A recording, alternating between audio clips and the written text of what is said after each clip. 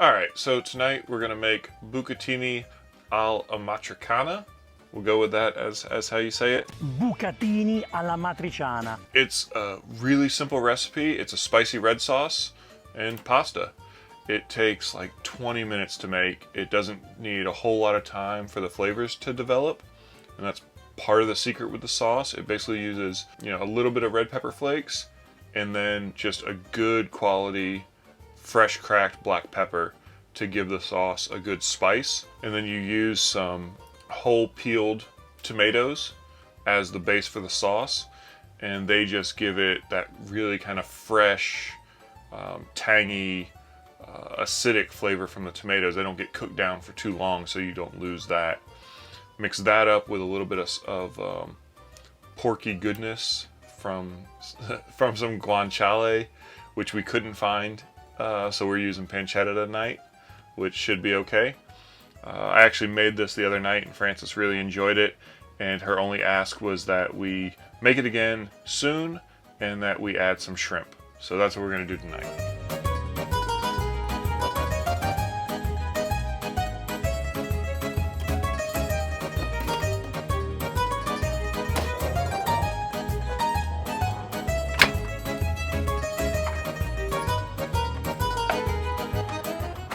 Drop in our pancetta, get that cooking up.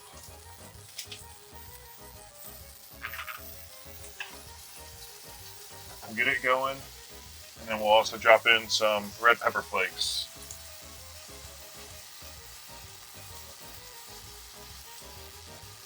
Start to build a little heat with that.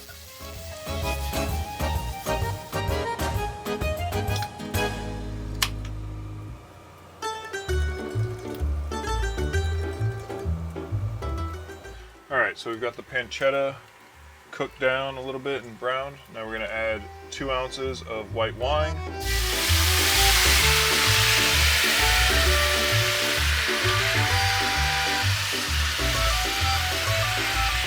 going to stop the cooking by adding the white wine. Let this cook down. We'll deglaze the pan. Alright, so the wine's burned off. Now we're going to add our whole peeled tomatoes.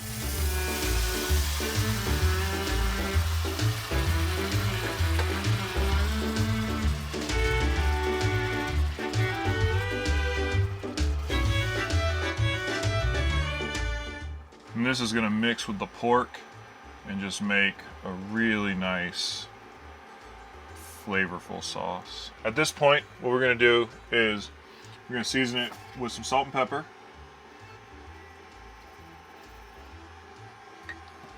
And a good bit of pepper, because this is where we're going to get a decent bit of our heat, is actually going to come from this nice black pepper we've got.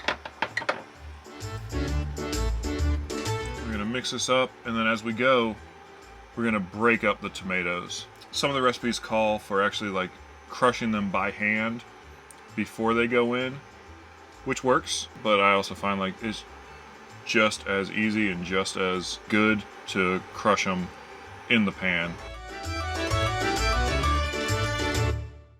So we're going to let the sauce simmer for about 10 minutes. It's essentially how long the sauce would be going while we cooked our pasta, but since we're in our tiny kitchen, this is going to come off the heat, the pasta is going to get cooked, and then they'll get mixed back together. Sauce has gone long enough. Now we're going to get our water started for our pasta. It's bucatini, so it's basically like fat spaghetti with a little hole inside it.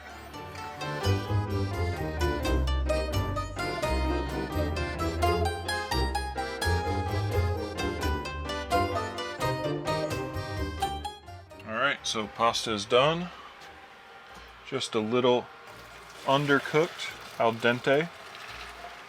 Get that draining, and we'll get back to the sauce.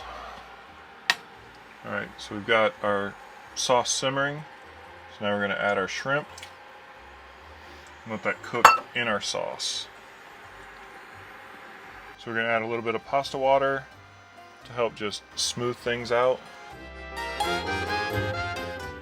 Alright, so now the pasta's going in. get this mixed up.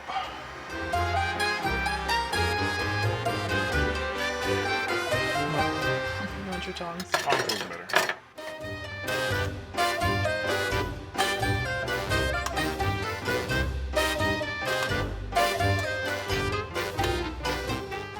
So now we're going to give it a little bit more salt and decent bit of pepper again. Again, that's where our heat's coming from. Smell that when it hits the pan. And now, because the pot would just be too easy to clean otherwise, we're gonna leave that for topping. And mix up some of our Pecorino Romano cheese into the sauce.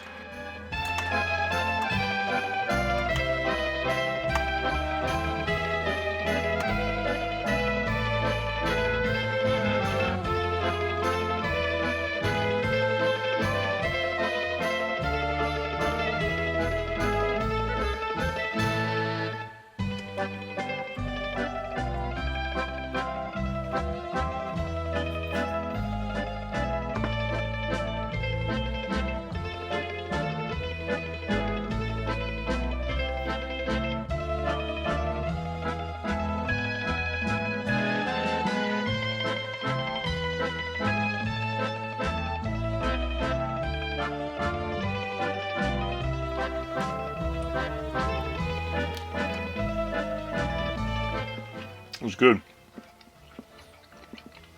Spicy. Mm-hmm.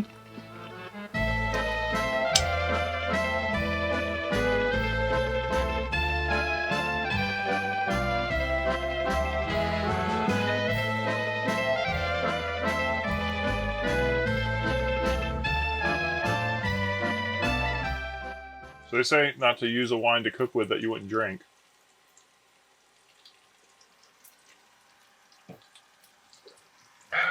I'm not a big white wine drinker.